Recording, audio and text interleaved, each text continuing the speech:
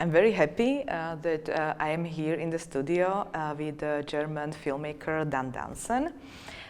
They have a background in German literature and filmmaking, and primarily they used to shoot documentary films, but then, if I understood it well, your interest shifted also to the experimental cinema, and one of those topics that you are interested in is some utopian world that could be created, and also questioning issues of queer community.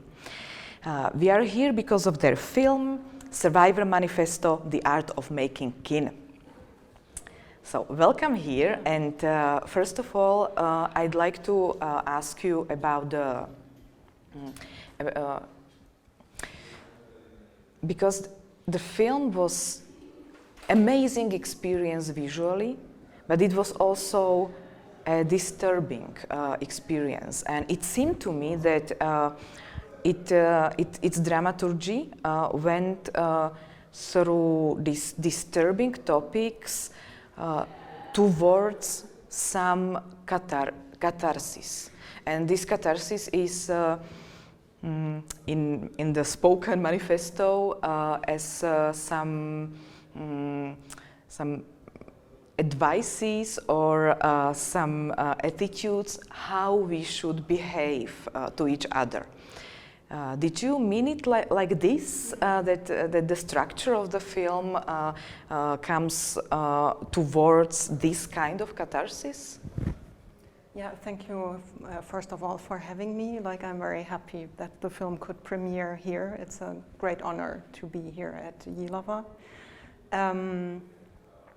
Well, for me, my first impulse to go with this, the topic of the film is trauma survivors and how they deal with trauma in their everyday life. So my first impulse to do something about it was actually from a point of self-love, or from a perspective of self-love, because I felt like there are only more or less two narrations that are prevailing and that are kind of bound to the three-act structure of filmmaking, which means you show the incident, the traumatic incident, often very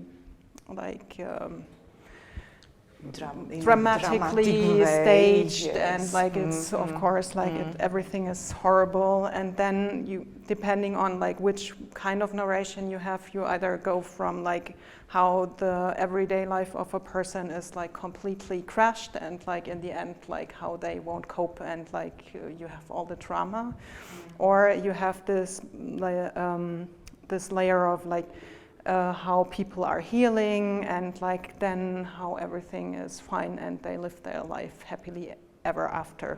That is, I think, my perception of catharsis. You go either the comedy, or in a very roughly speaking, either you have the comedy solution or you have the dramatic solution. And in my perception and how I talked to trauma survivors and how I perceive trauma, this is not an appropriate way of depicting it, because it's more trauma in everyday life, as I understand it, it means more something is breaking into your everyday life. So it has something to do with nonlinear structure, or it's something that repeats itself, patterns emerge, and people are trying to cope with something that breaks into their everyday life reality. And healing, as I understand it as a process, is more something that happens gradually. That people are not getting fixed, kind of, and they will live happily ever after, but it is more a way how they deal with their trauma and how they deal with their past experience. And people can live, of course, happily ever after, but I think it is not something that you just like put somewhere and then you will never touch it again. And I feel that the common dramaturgy doesn't really offer means for that. So what I did want to do is not like portraying some kind of catharsis, as in like in the end everything will be fine or the person will be destroyed, but more like creating this feeling that something prevails, that something is still there, that even if people, I mean, maybe I need to tell a little bit about the movie because, so like the idea was that in the beginning, like there's this trauma and the isolation, which I think also trauma is what's the English word? Like one thing that characterizes trauma is that people are isolated. Because people are stigmatized, people don't talk about it. So one thing about like how people can turn towards a healing structure is starting to talk about it with other trauma survivors who then can share their knowledge and their skills. And that was like one core idea of how to narrate the film, that like trauma survivors are not people who have like a deficit or like who are like not like people who don't cope, but that it's people like who actually have skills, who have developed sophisticated skills in like the way they deal with their everyday life and with their trauma. And that this is something that evolves in like when they meet each other and when they form a community, kind of. So what I wanted to do is like to form this kind of fictionalized community that will, in the end, like depict the society from their perspective, like a utopian society, like how it could be. It's not like about how we should do things. It's more but it's more about opening up a world into like how could the world be if we created it differently. That's where I wanted to go. So I wanted to go from isolation to community to utopia to the question like, actually, if we were able to create the world like as we want to have it, like how would it look like? Mm-hmm. So.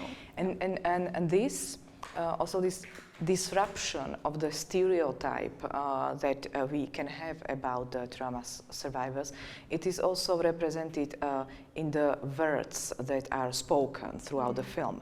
And they are spoken by 3 people at once. So tell me how the text was created. Did you write it, or these 3 people write it, or how did it how did it happen? Actually, like the film is like a short that emerged out of a feature film project that I'm working on, where I talked to 6 trauma survivors about their experience, about like their structures, about their strategies regarding coping with trauma in their everyday life.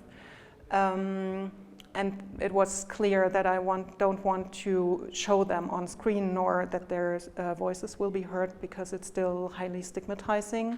So it was clear, like, I will take their input and then kind of rework it in a way to see like where are the similarities, like in this case, like where are differences. That's also why in the piece, like people are talking unisono, but sometimes there's also like someone talking alone, or someone starts a sentence, someone else finishes it.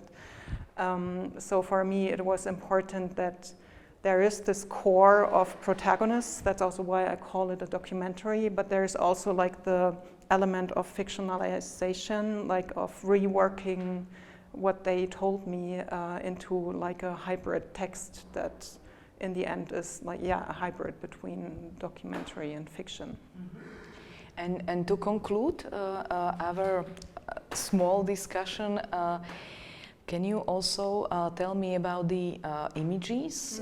There are many images of traveling. Some of them are overlapping over each other. How was you thinking about the visual of the film?